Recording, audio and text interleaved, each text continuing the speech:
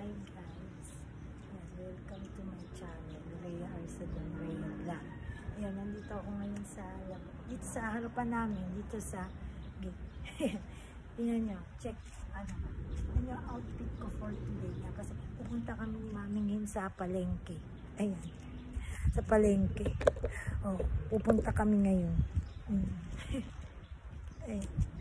Pupunta kami ngayon sa palengke. Mamimili kami ni Mami ngayon at mag-go-grocery. Mamimili. Kaya ganito ang outfit ko for today, guys. Kamusta naman kayo, guys?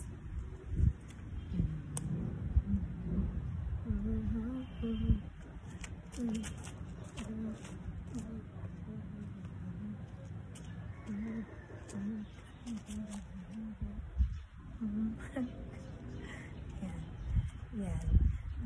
Kasi kanina may nagkuha na kanina ng mga Mami ako napatapong kanina, guys. Siyempre kailangan na linisin yung aming kaya mayroong napatapong ko na kanina. Medyo malinis-linis na yung aming sa may tabi namin dun. Dami ko din kasing ginawa, guys.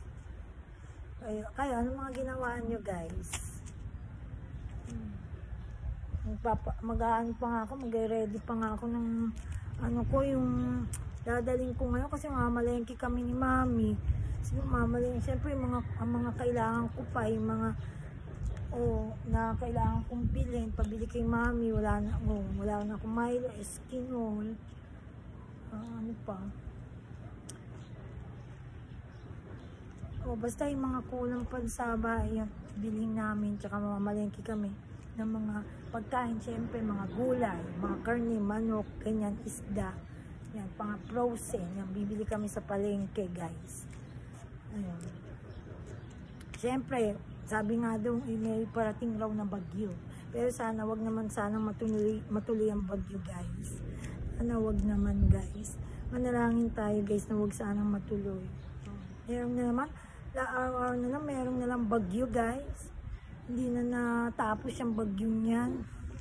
Lord, sana huwag naman bumagyo na. Sana palisin niyo po itong susunod na bagyo na to. Guys. Ayan, guys. Kaya yan, maya-maya ay mag-ready na ako ng dadalhin ko sa palengke, guys. Kaya yan, sana ay ayan, tingnan nyo naman ang panahon, guys. So, makulimlim, diba? Parang uulan na naman. Yung bukas yung may bagyo. Pero sana ipalihis natin ang bagyo, guys. Kaya yan, guys. Sana ay nagustuhan nyo kahit short na vlog ko ngayon for today, guys. Yan, maraming salamat sa mga sumusuporta sa akin dito sa aking vlog. Dito sa my channel ko, Rhea Arsadon, Rhea Vlog.